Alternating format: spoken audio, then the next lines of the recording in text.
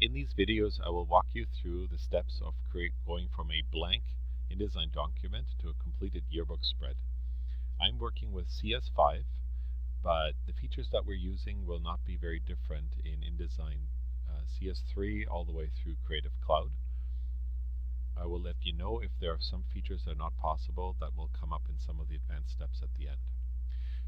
To start off with, we're going to create a new document.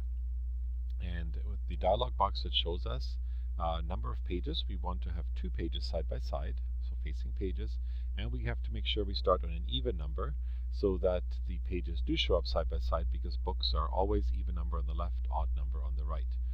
Right at the bottom of the page, we can choose the number of columns and the margins, but I'm not going to do them now because I want to show you how to set that up once the document is open.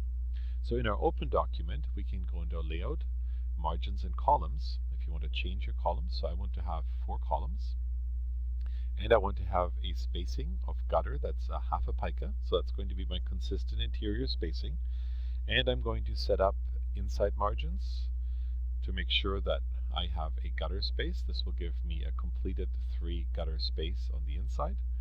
I'm going to give my outside spacing, and I'm going to make that 2 picas. I'm going to change my bottom. Actually, I'm going to leave that at 3, and I'm going to make my top 1p 6.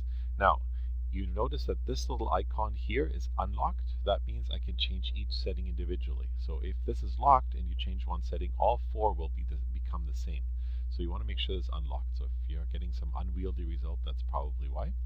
So I'm going to hit Tab on that and say OK. So I've got my spread set up with columns and margins. Now, for the sake of layout, I want to see a grid in behind so that I can lay out things horizontally as well. So I'm going to go into View, and I'm going to Grids and Guides, and I'm going to say Show Document Grid. Now I have a grid, and also at the same time I want to go back into Grids and Guides, and I want to make sure that the Snap to Document grid is on.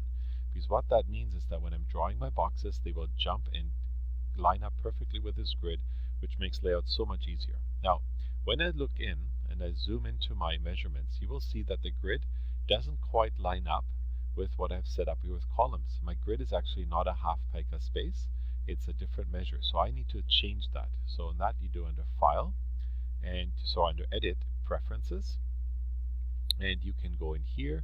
There's all kinds of settings you can change. If your units are in millimeters, for example, you can change to picas here. I'm going to go into the grid, and I want my grid in gray, that's okay. A grid line every 6 pica, that's okay. And I want subdivisions, but I don't want 8 subdivisions. If I want a half pica space, I need 12 subdivisions.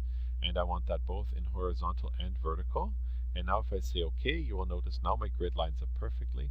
And because of the interior spacing that I gave my columns and margins, I line up perfectly with this grid. So that's going to be my basic setup of my page.